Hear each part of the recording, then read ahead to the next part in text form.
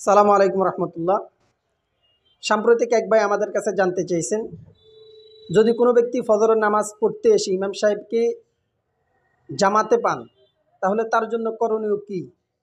তিনি কি ফজরের নামাজের সুন্নত পড়ে ইমাম সাহেবের সাথে জামাতে শরিক হবেন, নাকি ফজরের নামাজের সুন্নত না পড়ে ইমাম সাহেবের সাথে জামাতে অংশগ্রহণ করবেন?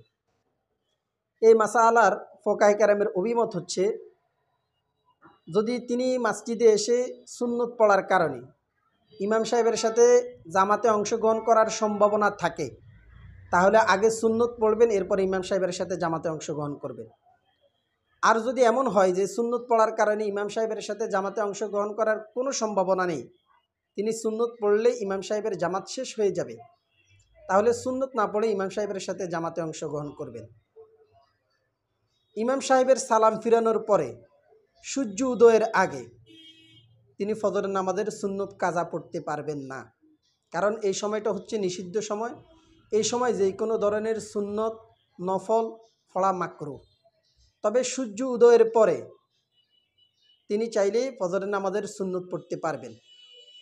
এই মাসালার রেফারেন্স ডেসক্রিপশনে দেওয়া থাকবে, আমরা সেখান থেকে দেখে নিতে পারবো।